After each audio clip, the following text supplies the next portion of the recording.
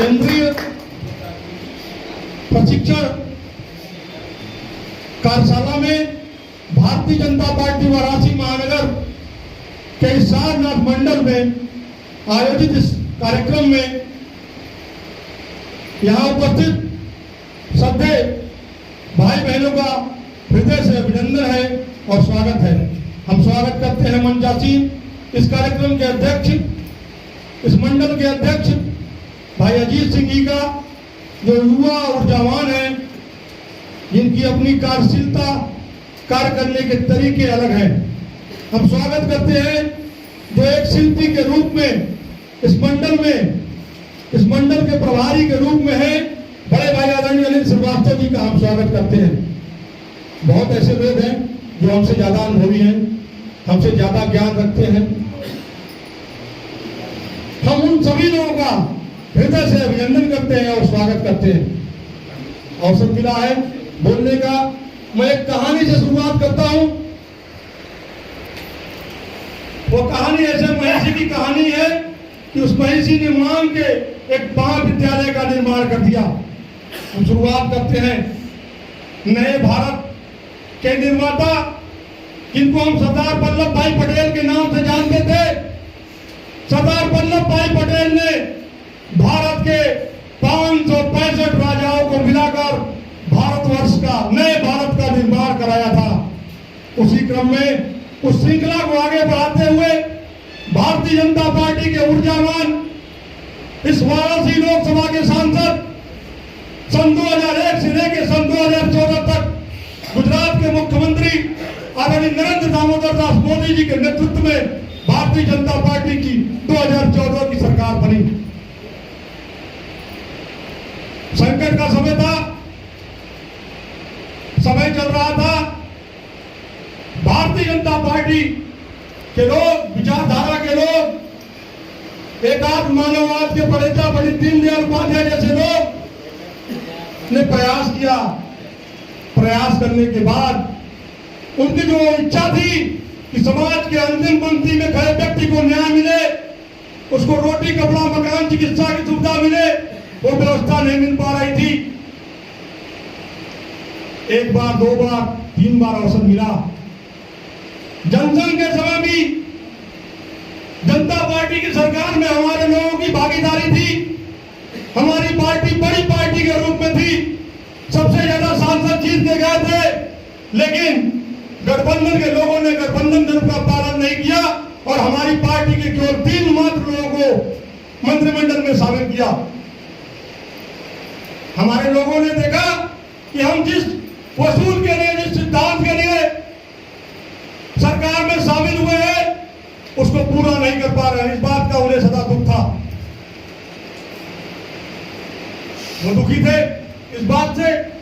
जनसंघ के काल के बाद माननीय अटल बिहारी वाजपेयी जी के रिजीम में अटल बिहारी वाजपेयी जी प्रधानमंत्री हुए। मजबूरी थी। अटल बिहारी वाजपेयी जी जिस सरकार में प्रधानमंत्री थे वो गठबंधन की सरकार थी। गठबंधन के लोग काम करने नहीं देना चाहते थे। उनके सिद्धांत थे, उनके वसूल थे, उनके वोट बैंक थे, उनकी जात थी, उनकी राजनीति थी, उनमें तुष्टीकरण की नीति थी। वो डरते थे कि यदि हम किसी मुद्दे पर भारतीय जनता पार्टी के साथ खड़े हो जाएंगे तो हमारा वोट बैंक गड़बड़ हो जाएगा। उस वोट बैंक की राजनीति के नाते हमारे मूल विचार, हमारे मूल काम नहीं हो पा रहे थे। भारतीय जनता पार्टी के राष्ट्रीय अध्यक्ष आदरणीय राजनाथ सिंह जी जब राष्ट्रीय अध्यक्ष थे तो पार्टी के एक चिंतन में विचार आया। वो विचार आया कि किसी ऐसे व्यक्ति को नेता बनाया जाए जो एक मॉडल पेश कर सके।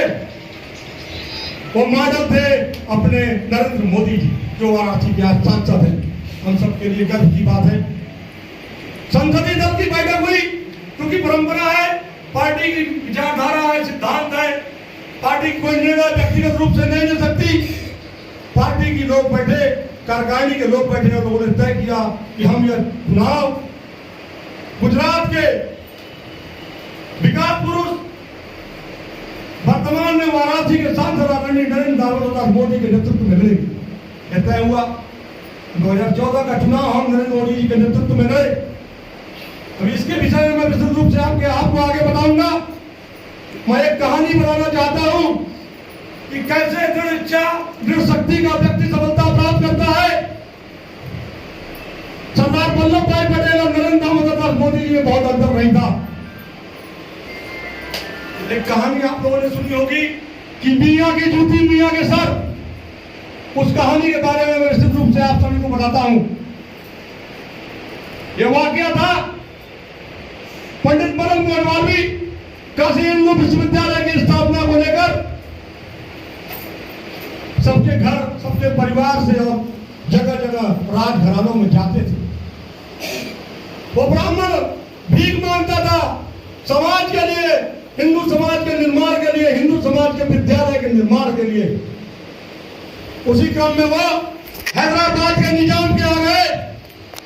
हैदराबाद के निजाम से उन्होंने कहा कि मुझे आपकी आवश्यकता है। उन्होंने कहा कैसी आवश्यकता है? उन्हें बताया कि मैं काशी हिंदू विश्वविद्यालय की स्थापना करना चाहता हूं। उस विद्यालय की स्थापना में आपसे आर्थिक मदद लेने आया हूं। उसने उपहास किया, उपहास करके अपनी जूती निकाल के फेंक दी और वो जूती उनके झोली में चली गई। मदन मोहन मालवीय जी दृढ़ निश्चयी थे। उन्होंने निर्णय किया कि इसकी जूती को मैं नीलाम करके पैसा ले लूंगा। समय अवसर आया, काशी हिंदू विश्वविद्यालय की स्थापना सन 1916 में होना था। उस स्थापना के समय अनेक रियासत के राजाओं को बुलाया गया। उसमें हैदराबाद के निजाम को भी बुलाया गया। हैदराबाद का निजाम आया और शेख चिल्ली टाइप का था, बदतमीज था। गांधी जी का उद्बोधन होना था, वो अपने बदतमीजी से बाहर नहीं आया और वो गांधी जी का उपहास कर रहा था। सरदार वल्लभ भाई पटेल ने देखा कि एनी बेसेंट जी ने और कई लोगों ने मना किया, लेकिन वो माना नहीं। सरदार वल्लभ भाई पटेल खड़े हुए, उन्होंने कहा आंख तरीकते हुए, ए निजाम होश में रहो, मैं ठीक कर दूंगा। उनका कहने का तरीका कुछ और हो सकता है। निजाम दृढ़ इच्छा शक्ति के व्यक्ति से डरता था। वो जानता था कि सरदार वल्लभ भाई पटेल से लड़ने का मतलब परास्त हो रहा है। वह शांत हो गया। गांधी जी का उद्बोधन हुआ। गांधी जी ने बताया, सारे विषय को रखा कि मालवीय जी की विचार अच्छा है, मालवीय जी अच्छा काम कर रहे हैं। उसके उपरांत गांधी जी के उद्बोधन समाप्त होने के बाद मदन मोहन मालवीय जी ने कहा कि यदि मुझे अनुमति हो तो मैं 10 मिनट का समय चाहता हूं। उनको समय मिला, अवसर मिला, वो मंच पर आए और मंच पर आने के बाद उन्होंने जूती निकाली अपने झोले में से। उन्होंने कहा यह जूती एक निजाम की है और निजाम बहुत अच्छा नहीं है, लेकिन मैं इस विश्वविद्यालय के निर्माण में सबका सहयोग लेना चाहता हूं, तो इस निजाम का भी मैं सहयोग चाहता हूं। निजाम ने सहयोग के रूप में यह दिया है तो मैं इसको नीलाम करना चाहता हूं। नीलाम की प्रक्रिया शुरू हुई। नीलाम की प्रक्रिया में बोली लगना शुरू हुआ। किसी ने कहा 100 रुपया, किसी ने कहा 200 रुपया, किसी ने कहा 500 रुपया। बोली मैक्सिमम गई अधिकतम 1000 रुपया। सरदार वल्लभ भाई पटेल खड़े हुए, उन्होंने कहा कि मैं इस जूती की बोली लगाता हूं 1 लाख रुपए। लोग हैरान हो गए, परेशान हो गए कि इस जूती में क्या है कि सरदार वल्लभ भाई पटेल इसका 1 लाख रुपया दे रहे हैं। उन्होंने कहा, उनसे पूछा गया कि ऐसा क्या है, आप क्यों 1 लाख रुपया दे रहे हैं? उन्होंने कहा कि मैं इस जूती से इस निजाम को मारूंगा। निजाम हैरान हो गया, परेशान हो गया। निजाम ने कहा कि मैं यह जूती 10 लाख में खरीदता हूं और उस निजाम ने 10 लाख रुपए में उस जूती को खरीदा। इस दृढ़ निश्चय के प्रतीक सरदार वल्लभ भाई पटेल और अपने आदरणीय नरेंद्र दामोदर दास मोदी जी हैं। उन्हीं के नाते यह परिवर्तन हुआ, यह सरकार बनी। हम 2014 में उनके नेतृत्व में चुनाव लड़े, उनके नेतृत्व में हम चुनाव लड़े, लेकिन हम ईमानदार थे। हम गठबंधन धर्म का पालन करते थे। पूर्ण बहुमत की सरकार बनी। बहुमत के लिए हमको 272 सांसदों की आवश्यकता थी, हमें 282 सांसद मिले, लेकिन हमारे 22 गठबंधन दल के सदस्य थे, उनको 54 सांसद उनके जीते। हमारी संख्या 335 हुई, हम पूर्ण बहुमत की सरकार बनाए, लेकिन हमने अपने गठबंधन धर्म का पालन किया। अटल जी की सरकार में लोगों ने उस धर्म का पालन नहीं किया था, लेकिन नरेंद्र मोदी जी ने कहा कि छल बल कल के साथ ईमानदार हम रहेंगे, और नरेंद्र मोदी जी ईमानदार थे। जब सेंट्रल हॉल में बैठने की बारी आई तो नरेंद्र मोदी जी ने अपने बगल में प्रकाश सिंह बादल, चंद्रबाबू नायडू और उद्धव ठाकरे जो आजकल बिलबिला रहा है, उसको बैठाने का काम किया।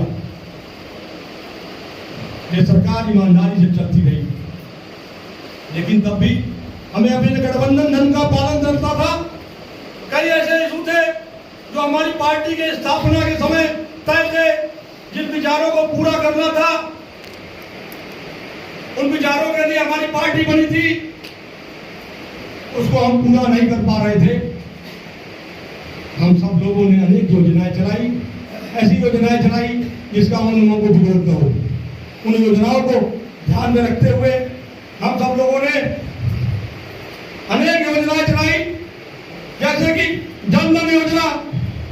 जब जनधन योजना का निर्माण हुआ, जनधन योजना की बात हुई, तो लोग उपहास करते थे कि मोदी जी गरीबी हटाने आए थे और बैंक में खाता खोल रहे हैं, जिसके पास पैसा नहीं होगा वो खाते में पैसा कहां से जमा करेगा। इस तरह का उपहास करते थे विरोधी दल के लोग। ये मोदी जी की सरकार दलित, शोषित, गरीब, आर्थिक रूप से कमजोर, समाज के पिछड़े अगड़े लोग जो समाज में कमजोर है, आर्थिक रूप से कमजोर है, उनकी सरकार थी। उन्होंने अपने पहले भाषण में कहा कि यह सरकार हमारी नहीं है, यह सरकार गरीबों की सरकार है, दलितों की सरकार है, शोषितों की सरकार है। यह सरकार है आर्थिक रूप से कमजोर लोगों की सरकार है, और समाज के अंतिम पंक्ति में खड़े व्यक्ति की सरकार है। मैं धन्यवाद देना चाहता हूं कि आप सबके आशीर्वाद से, आप सभी के स्नेह से यह सरकार बनी है। तो यह सरकार काम करेगी तो आपके हिसाब से, आपके कल्याण के लिए काम करेगी। उसी योजना के तहत माननीय नरेंद्र मोदी जी ने इस कोरोना काल में 80 लाख परिवारों को अंत्योदय की जो प्रेरणा दी, माननीय प्रधानमंत्री जी ने अंत्योदय की प्रेरणा को पूरा किया। इस कोरोना काल में 80 लाख परिवारों को निःशुल्क राशन उपलब्ध कराया, 80 करोड़ लोगों को निःशुल्क राशन उपलब्ध कराया। माताएं बहनें जो परेशान होती थी, सोचिए कितने दूर की सोच थी अपने प्रधानमंत्री जी की। इस कोरोना काल में यदि गैस सिलेंडर नहीं होता तो लाखों लाखों महिलाएं मर गई होती, क्योंकि सबसे ज्यादा दमा का रोग किसी को होता था तो हमारे माताओं बहनों को होता था। उनकी इतनी दूर की सोच थी। माननीय प्रधानमंत्री जी ने एक बार अपने मां की आंखों में आंसू देखा था। उनकी मां चूल्हे में खाना बना रही थी, और खाना बनाते समय जैसा कि धुआं लगता है तो आंख से आंसू गिरता है। उनको वेदना हुई, उनको पीड़ा हुई, उनके मन में यह भाव आया कि कभी अवसर मौका मिलेगा तो हम इसका समाधान करेंगे।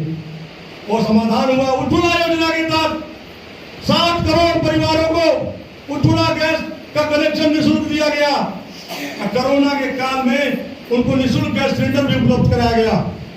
यह सोच थी, यह अंत्योदय है, यह पंडित दीनदयाल उपाध्याय की प्रेरणा को पूर्ण करने वाले अपने देश के प्रधानमंत्री आदरणीय नरेंद्र दामोदर मोदी जी हैं। यही परिवर्तन है 2014 के बाद इस देश में। लोग सोचते थे, लोग कहते थे कि सरकार बनी है, ये क्या करेगी। इस सरकार ने योजना लाई, बालिका समृद्धि योजना।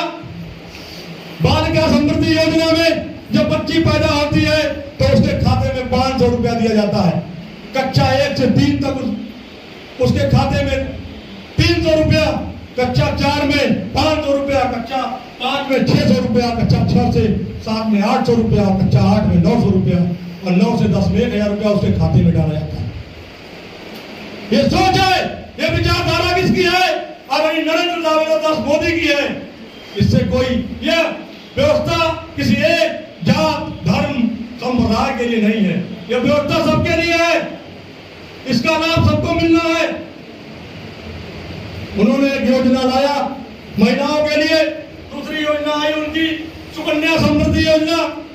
सुकन्या समृद्धि योजना में भी उन्होंने 1,000 रुपए से लेकर 1.5 लाख रुपए का प्रावधान किया और उसका ब्याज का प्रतिशत सबसे अधिक 9.2% किया। जो बच्चियां हमें बोझ मालूम होती थी, हम थोड़े थोड़े से संग्रह से उन बच्चियों के शिक्षा में, उनके सुरक्षा में हम ध्यान दिए, इन योजनाओं का लाभ लिए। इन योजनाओं का लाभ पूरे देश में सब लोगों को मिला। 2014 के बाद परिवर्तन हुआ, शोषित, गरीब, दलित सबको लाभ मिला। सब लोगों ने इन योजनाओं का लाभ पाया। विदेशी पत्रिका में एक समाचार पत्र में छपा कि बीमा की पूरे विश्व की सबसे बड़ी योजना है आयुष्मान योजना।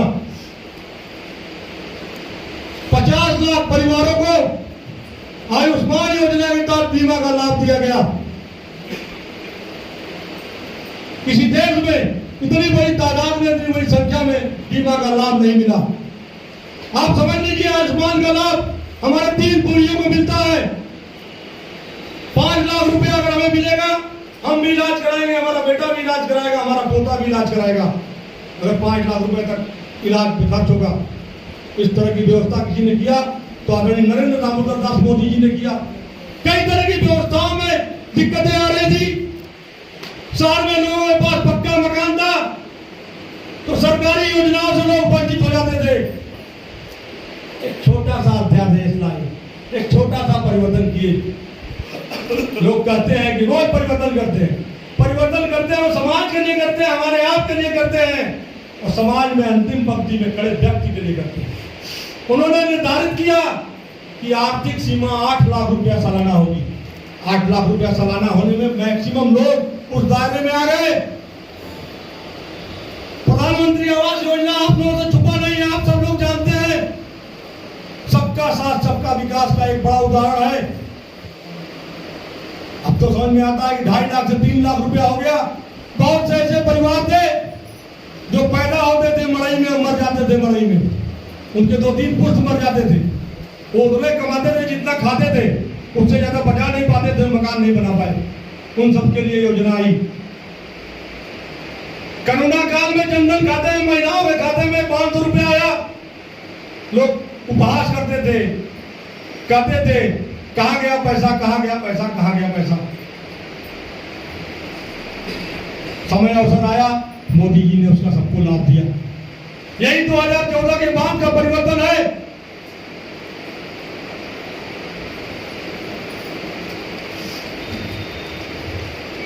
दो 2015 में मोदी जी ने युवाओं के बारे में सोचा।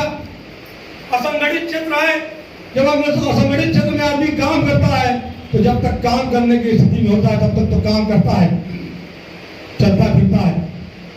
बुढ़ापे में उसको कोई सहारा नहीं होता। उस स्थिति के लिए, उसके समाधान के लिए अटल पेंशन योजना माननीय मोदी जी लाए। अटल पेंशन योजना में यह प्रावधान हुआ कि लोग अपने बढ़ोतरी के लिए धन संचय करेंगे, उसका लाभ मिलेगा।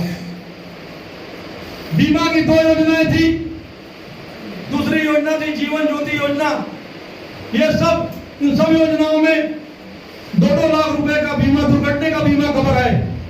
हम गिड़ाते थे, कोई घटना घट जाती थी तो कभी लाश सड़क पर रख के, कभी नेताओं के आगे, कभी अधिकारियों के आगे, क्योंकि हमारी सरकार नहीं होती थी, दूसरे की सरकार होती थी, तो हम अधिकारियों से गिड़ाते थे।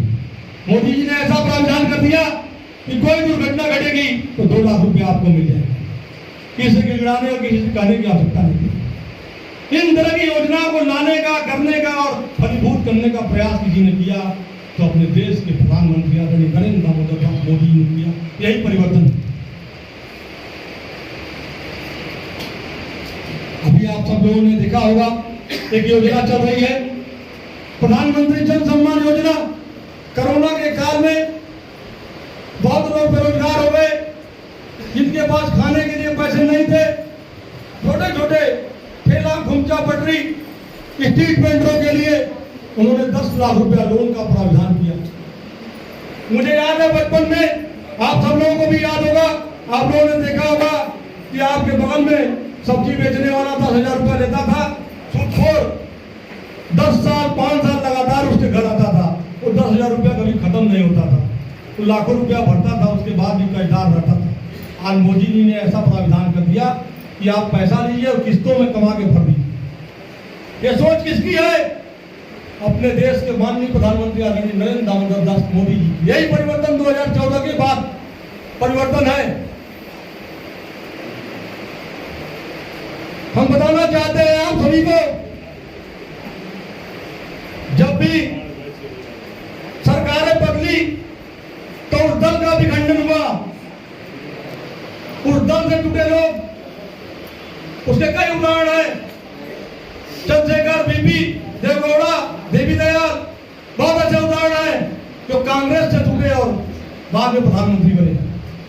हमारा दल ऐसा दल है कि जनसंघ से लेकर भारतीय जनता पार्टी के इतिहास तक जिसको गलतफहमी हो गई इस दल से गया, उसका विश्वास खत्म हो गया, वो अविश्वसनीय हो गया।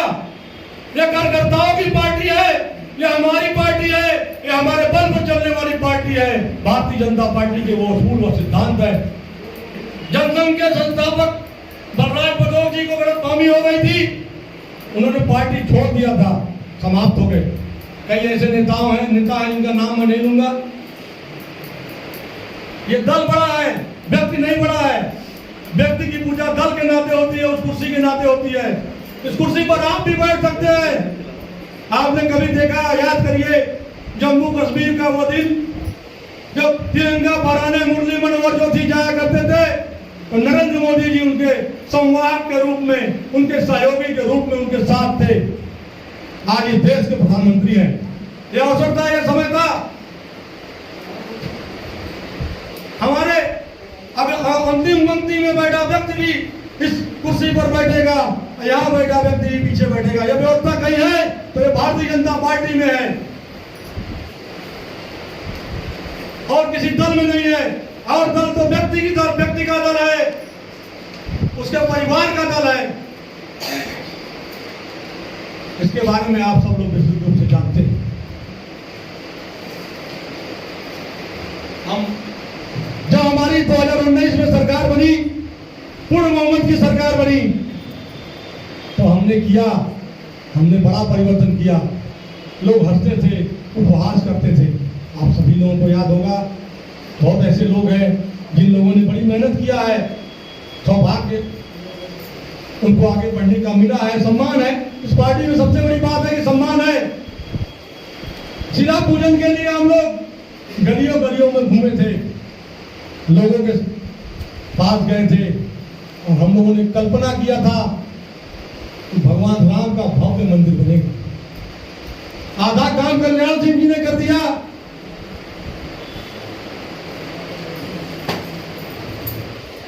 जन समुदाय के आक्रोश में वो मस्जिद ढा दिया गया। उसमें किसी का दोष नहीं था।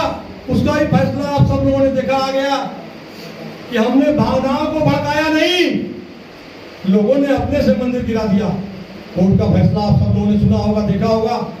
वो परिवर्तन 2009 को 19 का है। हमारी सरकार पूर्ण बहुमत की बनी, हमने ईमानदारी से पैरवी किया, न्यायालय के सामने अपना पक्ष रखा, पक्ष में सारी साक्ष्य दिए और साक्ष्य यह हुआ हमारे कई सीनियर नेता बरी हो गए। हमारी सरकार बनी, लोग कहते थे सब भाजपा के लोग हैं, तारीख नहीं बताएंगे, मंदिर जरूर बनाएंगे। हम लोग कहते थे ना कि मंदिर बनाएंगे, भव्य राम मंदिर बनाएंगे, तो हम लोग चाहते थे कि तारीख नहीं बताएंगे, मंदिर बनाएंगे। हमने तारीख ही बताया और हमने मंदिर भी बनाया, मंदिर का काम शुरू हो गया। ये भारतीय जनता पार्टी की जब पूर्ण बहुमत की 19 में सरकार बनी, किसी के आगे हमको नहीं देखना था, किसी से नहीं कहना था कि प्रकाश सिंह बादल जी, चंद्रबाबू नायडू जी आइए। विकास के मुद्दे पे हमारी सरकार बनी। धर्म, जात, संप्रदाय, सबको समाज के लोगों ने, आम लोगों ने, हम लोगों ने, जनता ने इग्नोर किया। जनता ने कहा कि मुझे विकास चाहिए, मुझे जात, धर्म, संप्रदाय, तुष्टि तुष्टीकरण की नीति नहीं चाहिए, मुझे विकास चाहिए। ये सब योजनाएं जो मैंने बताया है, इन सब योजनाओं की देन थी। 2014 में हमारी सरकार बनी थी, किसानों के ऊपर कर्ज थे, किसान परेशान था, आत्महत्या कर रहा था। आप सुनने में नहीं आता कोई किसान आत्महत्या कर रहा है? किसान आत्महत्या कर रहा था। हमने किसानों के ब्याज को माफ किया, 1-1 लाख रुपए जो किसानों के जो लोन थे उनको माफ किया था। दोबारा 2019 में मेरी सरकार बनी तो किसान सम्मान योजना लागू किया। किसान सम्मान योजना में हर किसान के खाते में 6,000 रुपया महीना आता है। कभी कभी हमारे पास बीज का पैसा नहीं होता था, हम उधार मांगते थे, हमको उधार मिलता नहीं था। अब हमको ब्याज, हमको आज बीज में सब्सिडी मिल रही है 50%। इन सब में जनधन खाते का उपयोग है, हमारे अपने खाते का उपयोग है। इस देश में प्रधानमंत्री हुआ करते थे, वो कहते थे कि मैं पैसा भेजता हूं, नीचे पहुंच नहीं पाता। मेरे प्रधानमंत्री कहते हैं कि मैं पैसा भेजता हूं, नीचे पैसा पहुंचता है।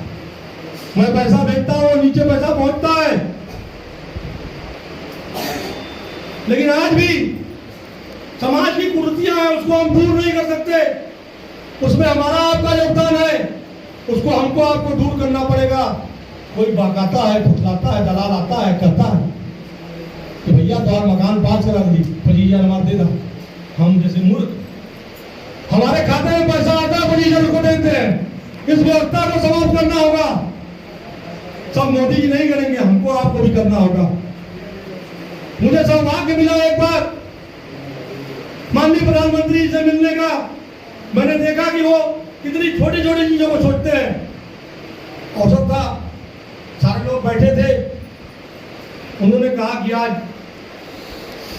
सामान्य जो कार्यकर्ता आए हैं, महानगर के पदाधिकारी हैं, वो लोग बोलेंगे। उसमें महानगर में मंत्री साहब, मुझे अवसर मिला, मैं बोला। सबकी समस्याओं को सुनने के बाद उन्होंने कोट किया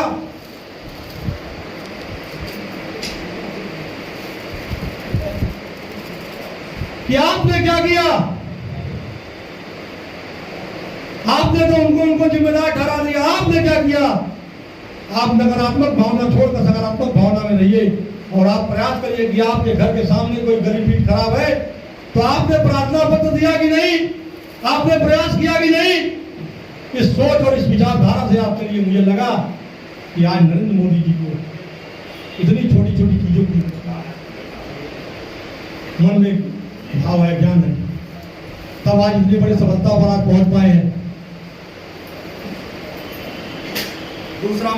दूसरा विषय था